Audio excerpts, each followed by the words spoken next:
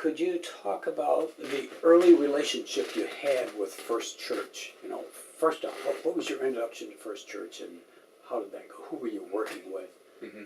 Sort of thing.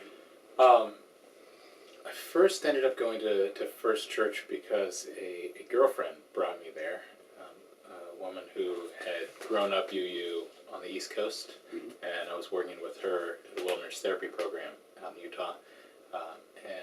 And so she brought me there, and I think the first time I was there, Tom was preaching about Thoreau, and I was like, wow, this is my kind of place. And so I felt a strong connection there right away, and then when I went back to school then a year or so later, I started getting more involved with the environmental ministry there, and some of the book groups. I remember in particular the Plan B 3.0 book group that Dick Tierlink was leading. Okay. And that really got me connected in a big way, particularly with the church's work on climate change. And so then I just started building more and more of a community there of folks who were, I think, going through the same kind of grappling process that I was in 2007 and 2008 of kind of how we come to terms with where we're at with the climate crisis, mm-hmm. and what is our moral responsibility to do something about it. Mm-hmm. Going to the auction, a little background on that. Yeah, so the environmental ministry there at First U also played a big role in kind of getting me into the position that I was in when I disrupted that auction.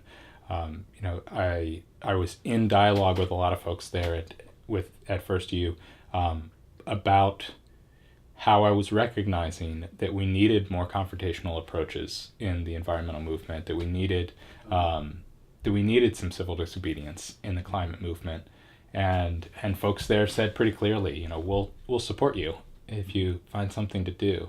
And one of the turning points for me was this speech that Naomi Klein gave at Bioneers in 2008, where she said, look at Obama's climate plan, which is clearly not good enough to address the climate crisis. It's not good enough to preserve civilization. And so, his power comes from being a centrist. And so if where the center is at is not good enough to save our civilization from climate change, then our job is to move the center. Mm-hmm. And there were a lot of us who saw that speech and really resonated with it. And so then the environmental ministry hosted an event at First Church where we played that speech, and then we had a lot of discussions about what does it mean to move the center. And so it was out of that discussion where it became clear to me that you can't move the center from the center. If you want to move the center, you have to go to the edge and push the boundaries and tilt the balance. And so it was, and then I remember in closing that event, Joan said, I want you to write down what you're ready to do. And it was that moment of commitment, and that's when I said, okay, I'm ready to do this. And that was in November of 2008.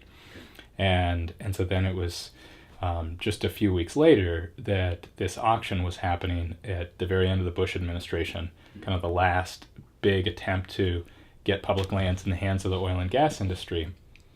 And they were auctioning off lands right outside of Arches and Canyonlands National Park, so it was a pretty hot button issue at the time. And so I went there with that sort of vague commitment that I had made at that event that night, where I said, I'm ready to do something powerful here, but still not knowing what that was, and walked in and ended up seeing the opportunity to take powerful action by bidding and outbidding the oil companies. And so that's what I did, and it became a big story that has continued to shape my life ever since. Absolutely, yeah. But what we're seeing right now is a real escalation and crackdown on civil disobedience across the country, as more and more of the climate movement has turned to really powerful civil disobedience of the type that we saw at Standing Rock, and really mass participation.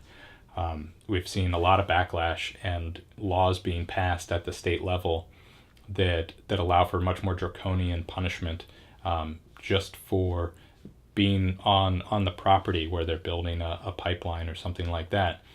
And just over the past few weeks, we've seen the first uses of this, what they're calling critical infrastructure anti-protest laws, because that law just went into effect August 1st in Louisiana. So already 7 people down there have been arrested and charged with felonies, just for their views against the pipeline and for being in the general area. And those folks face up to 20 years with that draconian new law. And those laws are being pushed by ALEC in states around the country. So it's really a major threat to activists right now. And I think there'll be some really important test cases over the next couple of years, to decide whether or not these laws are constitutional. Okay. Your time in prison, what would you say the highs and lows of that were? You have a chance to do a lot of reading, a lot of writing. Did you in fact? Yeah, I definitely did a lot of reading. I didn't do a lot of writing. I expected to, and did when I first got in, but after a while I started to feel kind of detached from the community that I felt like I was writing for. So yeah, I pretty much stopped writing early on. But I did a lot of reading and had a lot of visits and a lot of support. I was getting 8 or 10 letters a day from my community there in Utah and from people around the country, and particularly from UU churches. When the Bitter 70 film started circulating, a lot of UU churches were screening that film, and so I was getting a lot of letters from UUs around the country, and so that really that was one of the highlights. Was having that sense of connection, having the visits. A lot of people came out both to California and Colorado to visit me when I was locked up, and that really made a huge difference, having that support. But it also was an opportunity for me over those couple of years to connect in a really deep way with a segment of society that I hadn't spent a lot of time with. And so there was a lot of stuff that going in I knew in my head intellectually. Like I had read The New Jim Crow by Michelle Alexander before I got locked up. So I could cite those statistics about how unjust our system of mass incarceration is. But when I was really living it with these people for 2 years and hearing their stories day in and day out, it really helped me internalize all of that at a much deeper level, and so I think it deepened a lot of my social justice commitments during that time.